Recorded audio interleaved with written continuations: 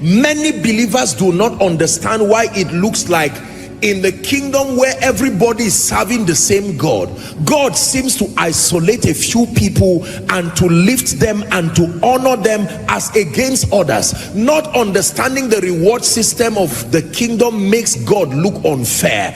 Until this lecture comes to your spiritual understanding, it makes a lot of sense to look at God as one who just manifests favoritism. Lord, it looks like you rejected everybody from this family. It looks like you have a personal problem with my ministry. It looks like you have a personal problem with my business. Why is it that I'm not able to rise and make maximum kingdom impact?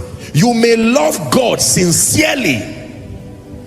You will get the benefits of loving God, but there are certain things in this kingdom that are rewards, and if you do not understand the reward system of the kingdom, you may live a sincere but frustrated Christian life.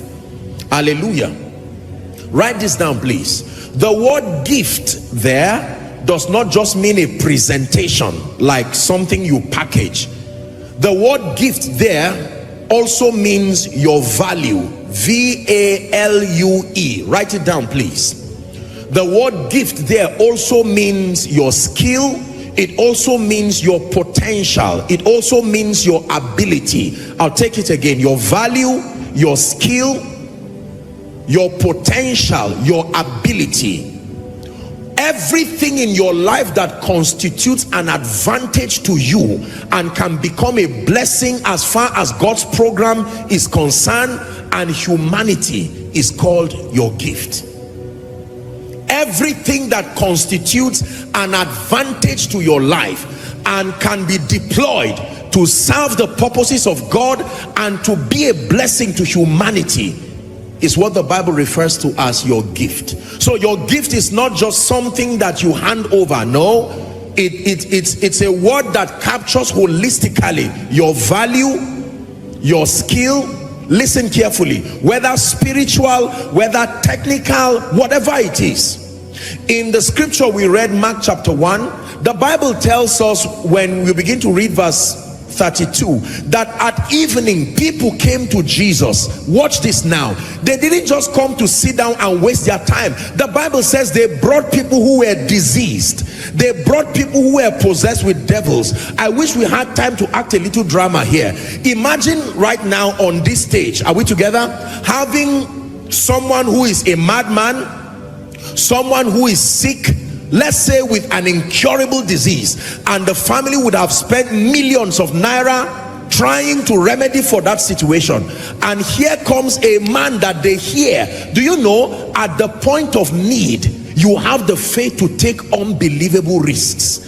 At the point of need, you will, when they tell you you are about to lose someone, and they say if you can get to Port Harcourt by tomorrow morning, there is a consultant, he's one of the top 50 in the whole world, and I mean he can solve this problem. You will be surprised where you will invent energy from, even if it means to drive all through the night, not by a luxurious bus. It's better for you, based on that situation, to beg an armed robber on the road than to sit down and not do anything. It is amazing what people can do when they are pushed to the wall. So don't take for granted that the Bible says they brought to him those that were diseased. Remember the guy that they tore a roof to put someone there? One thing you need to know with men is that at the point of need, people are desperate.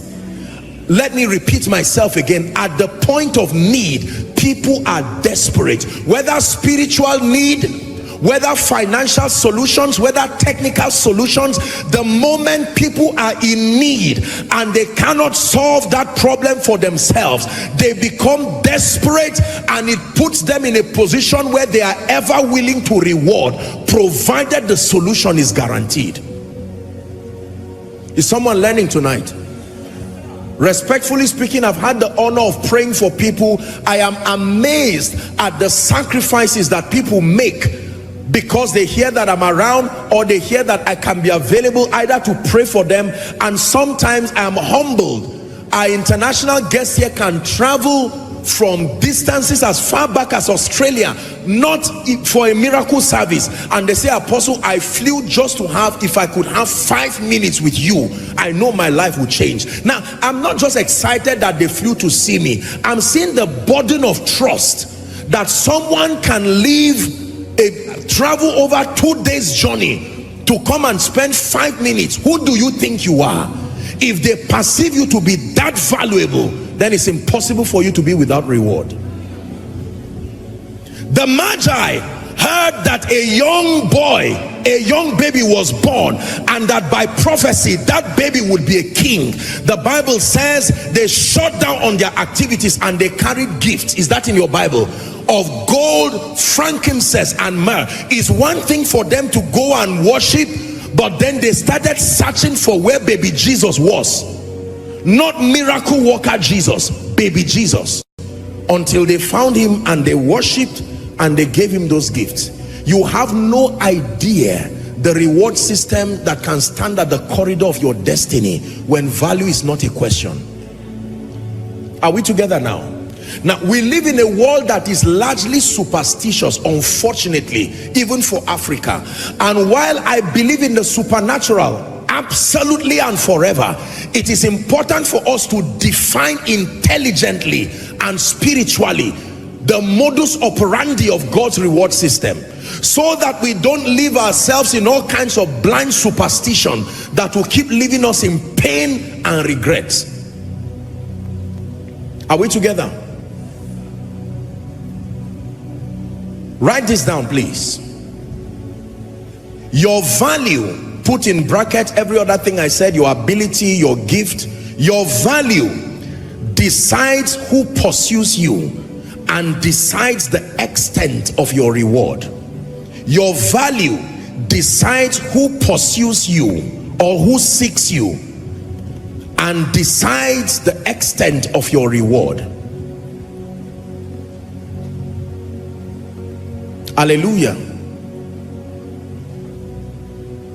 It is amazing and even incredible from a professional standpoint that there are certain professions in this nation and globally speaking, that if you do pay the price to be able to attain onto a point of mastery in that profession, the only thing that can stop you from rising are demon spirits. But as far as the communication of value is concerned, where your own is to labor and to pay that price, there is such a demand, and that people will be willing.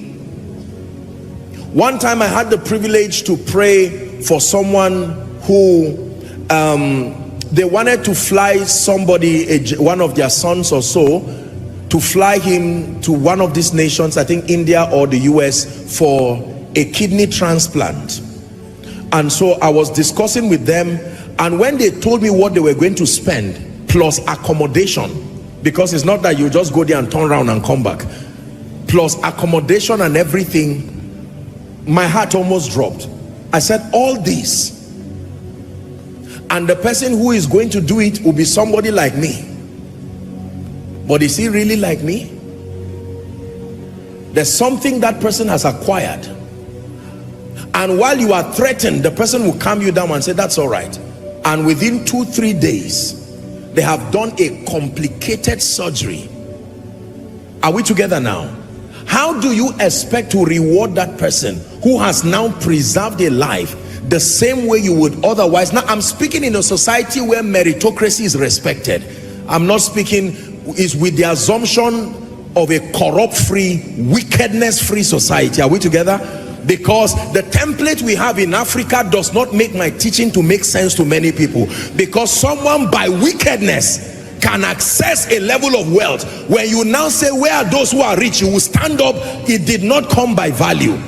And most young people right now are already throwing away value and the dignity of kingdom integrity because it looks cheaper and faster to bend over backwards.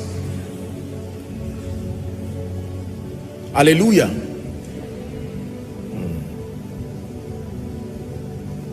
So from a professional standpoint, The Bible says that this man ran and came to Jesus. One time in his crusade, he was teaching in a room, and they came wanting him to heal a man, and those guys could not have their way. It was clear that nobody would give them attention. Please, can we move this crippled man to Jesus? They said, don't even disturb us. You don't know the situation that I have too. And they said, you know what? We will negotiate with the owner of this house. Let's tear the roof. My goodness, imagine that. And Jesus called that act of madness faith. That men can be so desperate. I always give this example. Sorry to bring bad memories, but during the I think it was NSAS, no, was it NSAS protest, where they burgled warehouses across several states? Most people in that state did not know that those things were warehouses, or they never paid attention to how people discovered the warehouses with bags of rice and indomie. And you needed to see unity without any sermon. Some who could fly, are we together? I mean, gentlemen will rise, and you would see people, nobody asks about tribe and religion again. It was intelligence with coordination, no ushers, no protocol, no worship team to charge any atmosphere. But I mean, you listen. I'm just showing you that that is how far human being can be organized at the point of desperation. Imagine what men will do for you when they discover the unique expression of God's gift upon your life and its ability to contribute to their well-being.